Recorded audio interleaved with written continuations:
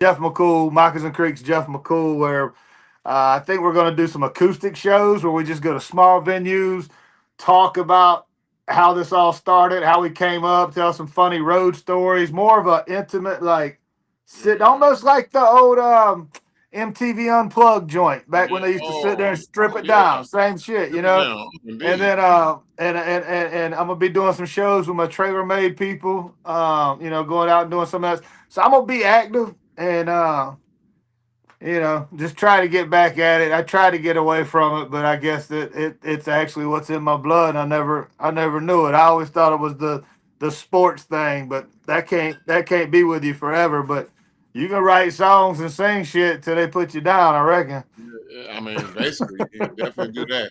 Now, So going back to the sports thing. Now, you say you were a quarterback, right? And you played in the Arena Football League as well. yeah, I played at University of Cincinnati, and then I Oh, transferred to a small school in South Carolina, Charleston Southern University, and then I played baseball in college too. But then I ended up playing in an arena league and kind of ate myself out of the league. I was 270-pound quarterback. That shit didn't fly back then. You know what I mean? yeah. I Now, I could I could sling it, but I wasn't gonna outrun nobody. You know, it is what it is. I feel you. But I feel you. so yeah.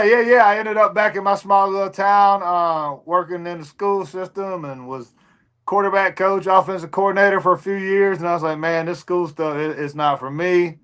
I got into the sales world. I was selling flooring, and then a drunk karaoke night led to a 16-year music career. It's been crazy.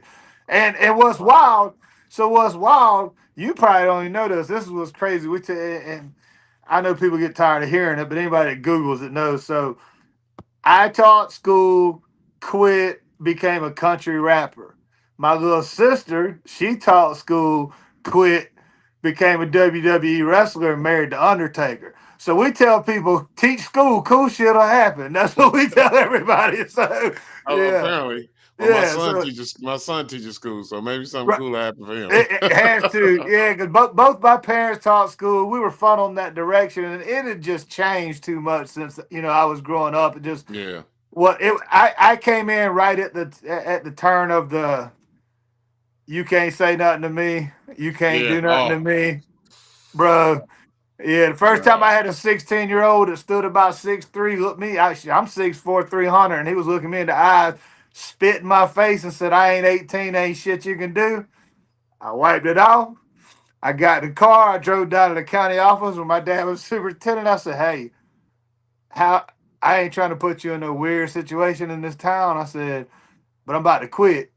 He's like, "Can you hang on till March or April when I retire?" It was March. I was like, "Yeah, but you got to transfer me because I'm gonna beat the shit out of one of these little kids, man. Like for real." Yeah, No.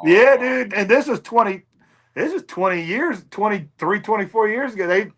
I don't know how the teachers do it now, man. So hats off to your son because it's a different ball game now. Whoa, bro! Yeah, I don't know how you held yeah. back on that one. It wasn't That's it wasn't easy, man. It was it, especially him being so big too. It's like and that's the you thing. know. Yeah, and that's the thing. They didn't fear anything. There was no repercussions, and it had just changed so much from when I grew up, and it just wasn't for me. So I was trying to find something else, and then Michelle, she was the same. We grew up watching wrestling as kids, and then they had this little diva tryout on TV, and Yeah, she she made uh it, man. yeah, she made it, and shit, she wrestled 7 or 8 years. Now they're married, live out in Texas, and it's all just it's What's the just wrestler name? What's the wrestler name? Michelle McCool. She used the real name. The Yeah, name her. does sound familiar though. Yeah, she was the women's champ for a good minute. Her and Layla had a tag team called Lay Cool for the long. Hey, get out of there! Hey, I bet my son, because he's a big wrestling fan, so I'm sure he knows who your sister is. Yeah, yeah. She did it for He's, a hot minute, and then yeah, it's not been your typical American dream life. It's but it's sound fun to me, I man. Sound like definitely you. yeah I definitely haven't been cheated. That's for Now, yeah, sure. sound like you really had a good time on your way to doing what you're Oh doing, yeah, man. That's real yeah. dope, though. I had a good time. It's been a trip, but yeah, getting to meet so many people too, knowing everybody in this genre helps too, man. I'm cool.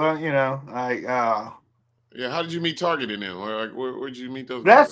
That's a funny story, and I don't want to swell his head, and I won't because dude's one of the most humble people I know, and Dusty, Simple Man, the same way.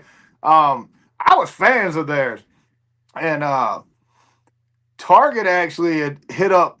He Target was huge, man. Like he was all into the battle rap culture. He'd go overseas and do that whole thing. Like he was a hip Oh, hop head, right? And okay. he'd been doing it forever and ever. And so he had sent out a bunch of messages to people in the country rap shit saying, "Hey, check my shit out. See if there's." And I don't know. I think some of them may have just thought maybe it was a little too hip hop at the time or whatever the case may have been. Well, I didn't give a shit because I was like, this dude's dope. And I hit him back, and we did a song, and then we did another song. This was like 8, maybe 9 years ago.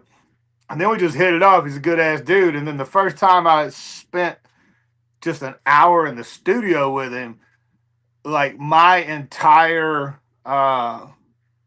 everything that I could do it 7, 8 times better just after spending an hour with it. Like the way he talked, the way I learned from him, the Yeah. way the dude works. He's so multi talented, singing, rapping, Yeah, I see. produces beats, putting songs together. Like that's what's cool about him too. Like he can rap his ass off, but he's a purist like I am, where he'd rather put out a good song. You know what I mean? And Yeah. put out a song with substance. And then Simple Man, I've said this for years too, and I'm not saying it because I'm just friends with him and shit, but lyrically and punchlines and just Yeah. like that dude's an alien, bro. Like there's some Yeah. shit. There's been times where I've been like, "Yo, you'll knock out the second verse for me," and he'll send it back to me. I'm like, "Man, fuck you, dog. I'll do the second verse because I ain't putting you on there just to eat my ass up." Like it's just for real, man. It's like, dog, like you you got He to said, start, you "No, got to scale it bring, back a little bit, like. bring it down, bring it down, bring it But down, nah, baby." man. Yeah, I met both of them around the same time.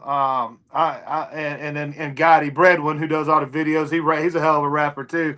Yeah. But nah, I think what's cool about Target and Dusty Simple Man is that like they'll be the first to tell you, yeah, we've been doing hip hop forever.